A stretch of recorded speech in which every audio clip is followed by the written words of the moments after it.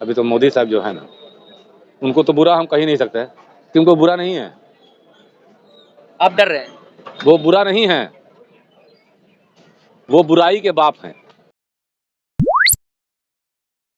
दोस्तों नमस्कार। लोकसभा चुनाव की तारीख की घोषणा होते ही चुनावी सरगर्मियां देखने को मिलने लगी है।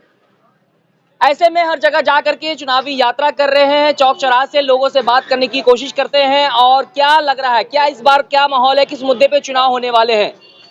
फिलहाल आप ये ओखला से ये लाइव तस्वीरें आप देख रहे हैं। हमारे साथ कुछ नौजवान जुड़ चुके हैं, इनसे हम बात करेंगे और जानने की कोशिश करेंगे। जिस तरह से एक तरफ एनडीए है, दूसरी तरफ इंडिया गठबंधन है।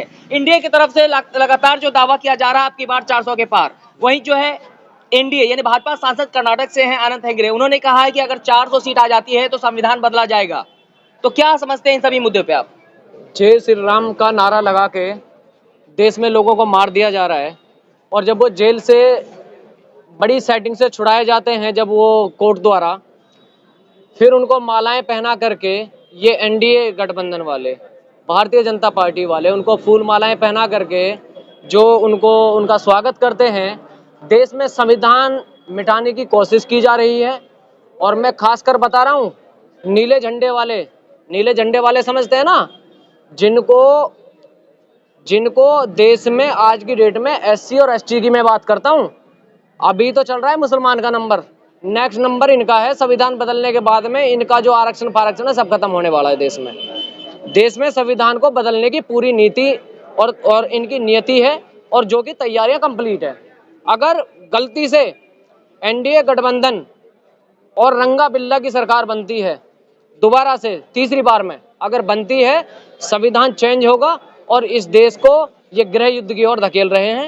आपके कहने का मतलब है कि जिस तरह से जो हिंदू मुस्लिम करके जो खासकर चुनाव के वक्त में जो नैरेटिव सेट किया जा रहा है, तो ये तो एक बहाना है, लेकिन जो एससी एसटी ओबीसी जितने भी लोग हैं वही एक निशाना है। बिल्कुल निशाना है।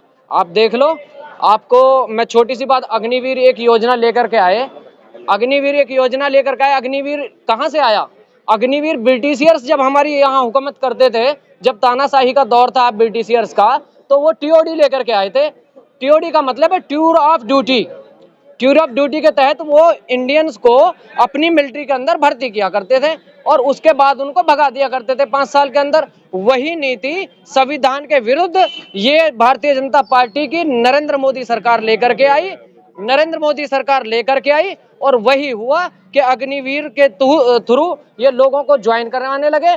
5 साल के बाद में उनको रिटायर कर देंगे, उसके बाद में उनको हथियार चलाने की पूरी ट्रेनिंग रहेगी, भुखमरी का दौर रहेगा, वो लूटपाट मारकाट के अलावा कुछ नहीं करेंगे। जहर, ये धर्म का जहर ऐसा घोल दे रहे हैं, जय श्री राम का जैसे नारा लगा के मार दिया जा रहा है, वो खुलेआम हथियार चलाते फिरेंगे। यहाँ पे और भी लोग हैं, उनसे हम जुड़ते हैं और जानने की कोशिश करते हैं क्या लगता है लोकसभा चुनाव 2024 में क्या होगा। मोदी नहीं तो कौन? मोदी नहीं तो कौन की बात नहीं है। तो क्या लगता है मोदी जी फिर से आएंगे? मोदी जी फिर से आए या नहीं आए, ये राजनीति का मतलब ये नहीं कि हिंदू मुस्लिम किया जाए।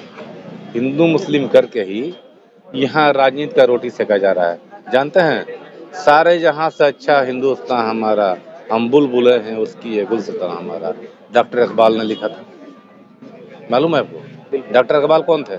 मैं आपसे पूछ रहा हूँ पत्रकार। बिल्कुल, शायद कौन थे? शायर नहीं थे वो, अल्लामा थे। आपको मालूम ही नहीं है? अब क्या इंटरव्यू ले रहे हैं? तो शायर नहीं है वो, शायद थे ही नहीं, अल्लामा थे वो। चलिए, अल्लामा इकबाल शायर थे, तो उनके ऊपर क्या कहना चाहिए? अल्लामा इकबाल शायर अल्लामा इकबाल एक ऐसी हस्ती थी जो हिंदू, हमको बोलने दीजिए। नहीं, एक मिनट में अपनी बात पूरी कर लूं बस। अल्लामा इकबाल साहब एक ऐसी हस्ती थी जो हिंदुस्तान में जितने धर्म थे उन सबको साथ लेके चलते थे, लेकिन आज उसका उल्टा हो रहा है। आज उसका उल्टा हो रहा है। ये बीजेपी जो है ना, नरेंद्र मोदी, ये हिंदुस्तान को एक ऐसे अंधे कुएं में घुसा देगा जिसका कोई नामो निशान खत्म कर देगा। ये देख लेना आप। ये अगर 2024 में आ गए ना, इनका बहुत बुरा हाल होगा। एक छोटी सी मिसाल, अभी क्या हुआ श्रीलंका में, आप बताइए क्या हुआ श्रीलंका में? पूरी की पूरी पब्लिक श्रीलंका की वहाँ के प्रधानमंत्री के खिलाफ उतर आई। बहुत डालने वाला है। सड़क पे उतर आई, वहाँ की सरकार को जूते चप्पल से मारा। यही हाल नरेंद्र मोदी का होगा। तो क्या लगता है तानाशाह सरकार चल रहा है? बिल्कुल उनकी सरकार है, वो जो चाहे वो करे, जो चाहे वो करे। लेकिन हमारे देश के प्रधानमंत्री तो कहते हैं पूरे देश की जो 140 करोड़ जनता है उनका परिवार है। कहाँ परिवार है बता? अभी कोरोना ले लीजिए, आपके प्रधानमंत्री नहीं है? हैं? आपके प्रधानमंत्री नहीं है? क्या करें, मानते हैं नहीं, प्रधानमंत्री हैं, बिल्कुल है, हम उनको तहे दिल से हम उनका अपना प्रधानमंत्री करते हैं, लेकिन उसके अंदर प्रधानमंत्री के गट्स नहीं है। अगर उनमें गट्स होता, पहली मिसाल ले लिए, हम चल रहा है। पहली मिसाल ले लिए कोरोना में कितने हजार हिंदू भाई मारे गए हमारे, जिनको के उतना इतिहास झेड़ने की क्या जरूरत है? नहीं, रोशनी तो डालने दीजिए ना। रोशनी डालिए, रोशनी डालेंगे तो यही नहीं समझ रहे हैं। पश्चिम बंगाल से अपने घर तक पैदल गए, भूखे मर गए, सड़कों पे गाड़ियों ने कुचल दिया, कुछ ने आत्माएं हत्या कर ली। प्रधानमंत्री ऐसा नहीं आपके होता। पास आएंगे फिर से, क्या लगता है एनडीए या इंडिया 2024 में? सबसे पहले तो पत्रकार साहब आप ये बताइए कि अभी तो इस जगह के मुजाहिदीन हैं, एक हिस्सा रखते हैं यहाँ अभी आप भी। बिस्तुइया को मेढक खा जाता है, मेढक को सांप, नेवला सांप को दबोच लेता है, भेड़िया नेवले का खून चूस लेता है, शेर भेड़िया को चबा जाता है। अभी तो मोदी साहब जो है ना, उनको तो बुरा हम कह ही नहीं सकते कि उनको बुरा नहीं है। आप डर रहे हैं? वो बुरा नहीं है, वो बुराई के बाप हैं। बुराई के बाप है जी, बहुत सही। बुराई के बाप है। और मैं ये रोशनी डालना चाहता हूँ इस पर कि ख्याल रखे, कुल्लू नफ्सिन ज़ायक़तुल मौत। हम, क्या नाम है आपका? आप शाहनवाज वाला। कुल्लू नफ्सिन ज़ायक़तुल मौत, हर जानदार रूह को मौत का मजा चखना है। मौत का मजा तो उन्हें भी चखना पड़ेगा, बिल्कुल। क्योंकि जब हश्र मैदान का वक्त आएगा तो अल्लाह ताला हर चीज़ को नुज़ूल हादिर करेगा, उनके लिए ख़ास कुछ अल्लाह ताला उनके लिए कुछ भेजेगा। और वो तो हम सब के लिए होगा, हमारे अवाम के लिए, पूरे लोगों के लिए होगा, पूरे दुनिया के लिए होगा। लेकिन एक चीज़ ध्यान लेकिन रखिएगा, हम तो दुआ करते हैं कि हमारे देश के प्रधानमंत्री नरेंद्र मोदी सलामत रहें, काफी दिन जिए, जो कुछ हो रहा है वो भी अपने नजरों से इस देखें। बात में दो बात है। आप तो अभी कह रहे हैं कौन सी कि सलामत रहे, तभी ने कहा है कि सलामत रहे, सलामत रहे कि सलामत रहे, ये दोनों बात बताइए हमको। वो आपने कैसे सुना ये तो आपके ऊपर है, उसको किस नजरिया से ले जा रहे हैं, लेकिन मैंने कहा सलामत रहे। सलामत रहे, हाँ, अभी आपने कहा ना। अगर जो आपने कहा है ये बात जो मैं कह रहा हूँ वो आपने दुरुस्त कहा है। बिल्कुल, very good, very good, very good. और भी लोग हैं यहाँ पे, युवा हैं, उनसे जुड़ेंगे डायरेक्ट। क्या लगता है युवा क्या सोचती है 2024 में क्या होने वाला है? 2024 में बदलाव होगा। बदलाव होगा जी, क्यों, ऐसा क्यों लग रहा है आपको? ये झूठी सरकार है, भाजपाई जुमले वाली सरकार है। आपके अच्छे दिन नहीं आ रहे? 2014 में 15 लाख रुपए आए किसी के पास? आप क्या है? नहीं, लेकिन ये सरकार जो वादा की है वो तो पूरा कर दी ना। कोई वादा कौन सा पूरा हुआ बताओ? उसने सबसे पहले तो राम मंदिर, वो हिंदुत्व आइडियोलॉजी पे चलती है। राम मंदिर किसको रोजगार देगा? रोजगार वाला वादा पूरा हुआ? लेकिन आस्था का मामला है, जो उनसे जुड़े हुए लोग हैं वो तो खुश हैं। आस्था वाले तो हम भी खुश हैं, हम भी खुश हैं ना। आस्था का मामला है भाई साहब। हाँ, हम भी खुश हैं, आस्था का मामला है तो आस्था में तो हम भी खुश हैं ना। उसमें रोजगार किसको मिला ये बताइए आप? रोजगार मुद्दा सबसे बड़ा रहा है। रोजगार 2 करोड़ रोजगार देने का वादा किया था, वो 2 करोड़ रोजगार कहाँ मिला? चलिए, आपने देखा कि ऐसे बहुत से लोग हैं कि बोलना तो बहुत कुछ चाहते हैं, लेकिन शायद वो डरते हैं या क्या है, लेकिन सच रखने से या कैमरा में बोलने से कतराते हैं। लेकिन यहाँ पे बहुत से लोग हैं, उनसे हम जुड़ रहे हैं लगातार।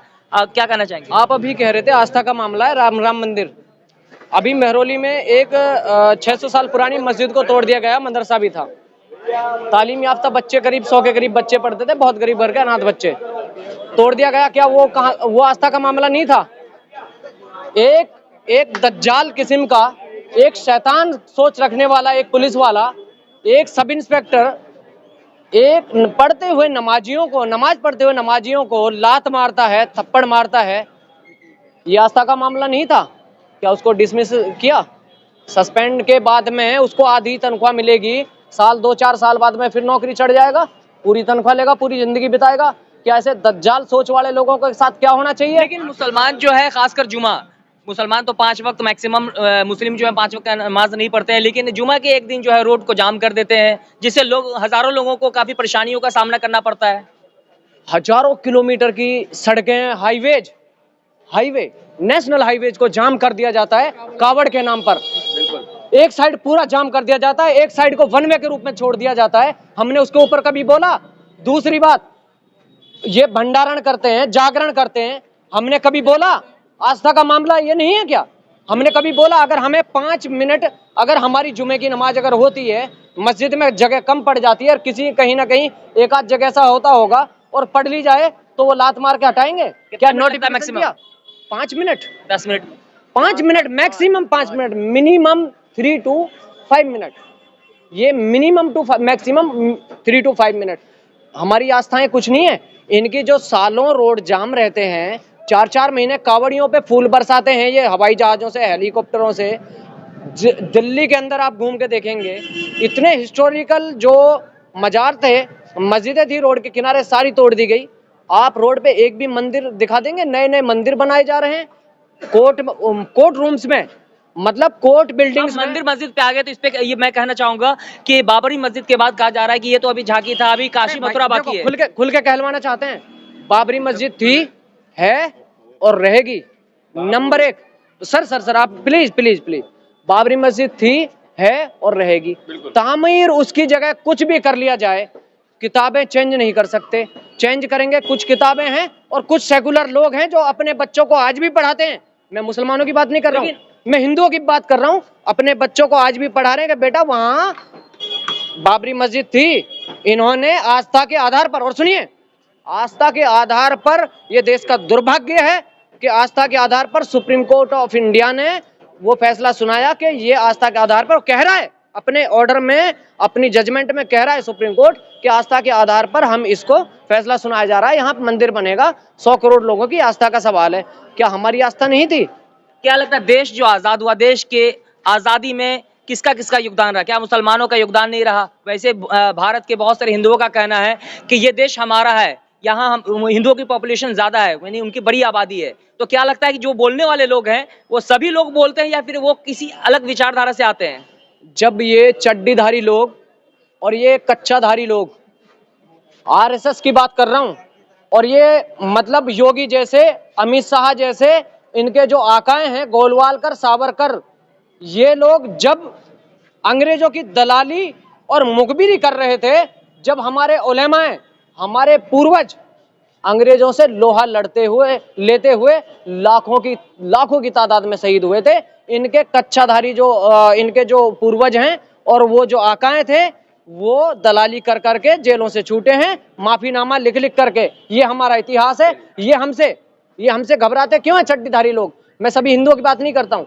हमसे अच्छा कोई थिंकर नहीं है, हमसे अच्छा कोई पढ़ा नहीं सकता, हमसे अच्छा कोई मैकेनिक नहीं हो सकता, हमसे अच्छा कोई लड़ नहीं सकता, हमसे अच्छा कोई साइंटिस्ट नहीं हो सकता। इसलिए ये क्या करते हैं, ये कच्चाधारी आरएसएस वाले लोग अपने बाकी जो सेकुलर हिंदू हैं उनके दिमागों में भी जहर घोलने की कोशिश कर रहे हैं। बहुत बहुत धन्यवाद। अभी आपने देखा कि लगातार लोकसभा चुनाव 2024 को लेकर हम चुनावी यात्रा पे हैं, लगातार जो है लोगों से जुड़ रहे हैं, अलग अलग जगह जा करके लोगों की राय जानने की कोशिश करते हैं। इस समय आप जो है ओखला की से ये लाइव तस्वीरें देख रहे हैं। इन सभी मुद्दों पर आप क्या सोचते हैं, कृपया कमेंट करके हमें जरूर बताएं। फिर मिलेंगे एक नई अपडेट के साथ, तब तक के लिए नमस्कार, जय हिंद, जय भारत।